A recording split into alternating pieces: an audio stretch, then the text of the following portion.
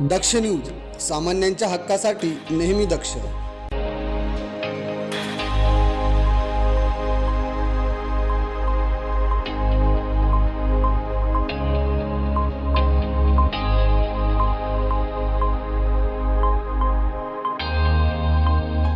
प्रभाग क्रमांक 30 मधून नागरिकांशी संवाद साधत आहोत. काय सांगाल, कोणाची हवा इथे जास्त? इथं सागर भाऊंची हवा आहे.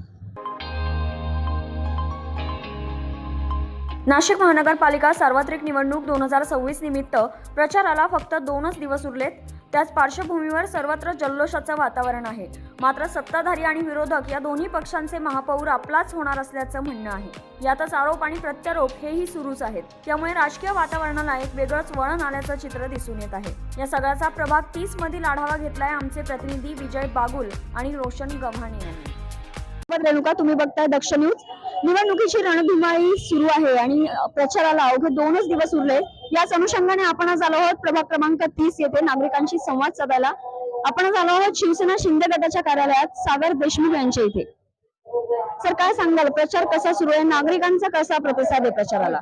सागर देशमुख आमच्या विभागातला कट्टर हिंदुत्ववादी चेहरा म्हणून आपण सर्वांसमोर आपण त्याचं हे केलेलं आहे. आणि जे देश आणि धर्म ही हिंदुत्वाची जी संकल्पना आहे त्याचा कट्टर पुरस्कार करता म्हणून आमच्या या भागातून सागर देशमुख हा आघाडीवर आहे. आणि त्याच्या या मागील सर्व 30-25 वर्षापासून जे कार्य आहे त्याला सगळ्या नागरिकांचा पूर्ण सपोर्ट आहे. आणि आज देशाची जी आवश्यकता हिंदुत्व आणि हिंदुत्वाचा विचार करून चालणारी माणसंच आपल्याला आणायची आहे. नमस्कार, आपण आता प्रभाग 30 मधील शिंदे गटाच्या कार्यकर्त्यांशी संवाद साधत आहोत. नेमकं कसा चालू आहे प्रचार आणि प्रचार करताना काय काय अनुभव येत आहेत? प्रचार तर खूप जोरात चालू आहे दादा आमचा. आम्ही आत्ताच आपले जे नगरसेवक आहे वार्ड क्रमांक 30 मधले, या आधीचे जे झालेले त्यांच्याच एरियामध्ये आम्ही आता प्रचार करत होतो. तर तिथल्याच लोकांच्या इतक्या समस्या आहे की पाण्याचा प्रॉब्लेम, अजून बाकीचा प्रॉब्लेम येते. म्हणजे आम्ही त्यांच्या नगरसेवकांच्या बाजूच्याच लाईनीत राहतो तरी आम्हाला पाण्याचा फोर्स कमी येतो. आणि आम्ही त्यांच्याकडे ही तक्रार 10 वेळा घेऊन गेलो त्यांनी त्यांच्याकडे दुर्लक्ष केलेलं आहे. आणि तिथले सर्व लोकांचं मत आहे की ह्यावेळेस आम्हाला परिवर्तन पाहिजे आहे. तुमचं काय म्हणते? काय प्रचार करताना तर अनुभव आलेच, पण मी स्वतः प्रभाग क्रमांक 30 मध्ये राहते. आम्हाला सर्वांना रस्त्यावर एवढे खड्डे पडलेले, 10 वेळा फोन करून सुद्धा खड्डे बुजवले जात नाही. आणि जेव्हा तुमचे इलेक्शन लागतात तेव्हाच कसे लगेच 8 दिवसामध्ये तुमचे रस्ते तयार होतात, तेव्हा तर एक फोन करायची सुद्धा गरज नाही पडत. आणि आज आमच्या प्रभाग क्रमांक 30 मध्ये सागर भाऊ आणि आमचे अजून 3 उमेदवार, असे आमचे हे 4ही उमेदवार यांना आम्ही प्रचंड मतांनी बहुमत देणार आहे. कारण की आमच्या प्रभागामध्ये हे नगरसेवक नसतानाही यांनी एवढे कामं केलेले 6 वर्षामध्ये की तिथे आम्हाला फोन करायची गरजही पडत नाही. आणि जे नगरसेवक आहेत, जे सत्तेत आहे, त्यांना 10 वेळा फोन करूनही आमच्याकडे घंटा गाडी लवकर येत नाही, आमच्याकडे रस्ते लवकर झाडले जात नाही. 8 दिवसात एकदा त्यांना सांगावं लागतं, बाबा या आणि रस्ते झाडून जा, तरी पण त्या समस्या सोडवल्या जात नाही. आज आमच्या समस्या सोडवायच्या असेल तर आम्हाला सागर भाऊंना आम्हाला फोन न करताही आमच्या समस्या सोडवल्या जातात. फक्त आम्ही ऑफिसचे जे आमचे मुलं आहेत सागर भाऊंच्या ऑफिस मधले, त्यांना फक्त सांगितलं, भाऊ असा असा प्रॉब्लेम आहे, तरी आमचे प्रॉब्लेम सॉल्व्ह होत आहे. तर आम्हाला असा नगरसेवक म्हणून आम्हाला आमच्या एरियामध्ये निवडून पाहिजे. आणि आजपर्यंत जे निवडून आलेले होते 9 वर्षानंतर आज आपल्याकडे जे महानगरपालिकेचे इलेक्शन लागलेले, त्याच्यामध्ये आता आम्हाला नवीन चेहऱ्यांना संधी द्यायची आहे. नक्कीच. सर, कसा प्रचार, चर्चा वगैरे काय वातावरण आहे एकूणच? प्रचार तर उत्तमरित्या चालू आहे. फिरत असताना एक आश्चर्य गोष्ट अशी घडली की ज्या वेळेला आम्ही लोकांजवळ जातोय आणि त्यांना सांगतोय की आम्ही प्रभाग क्रमांक 30 मध्ये राहतोय, त्यावेळेला जे पूर्वीचे नगरसेवक होते त्यांनी दिलेलं उत्तर जरा आश्चर्यकारक आहे.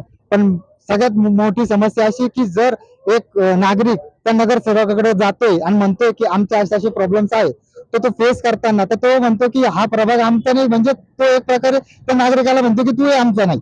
ही जी गोष्ट घडतीये ही खूप आश्चर्यकारक आणि धक्कादायक आहे. तर त्यामुळं आता आम्ही जेव्हा फिरतो तर लोकांचं म्हणणं असं आहे की आम्हाला परिवर्तनाची गरज आहे. आणि आम्ही आता ज्या पद्धतीने म्हणजे शिवसेनेचा प्रचार करतोय धनुष्यबाणाचा, ते म्हणतात 100% आम्ही धनुष्यबाणालाच मत देऊ.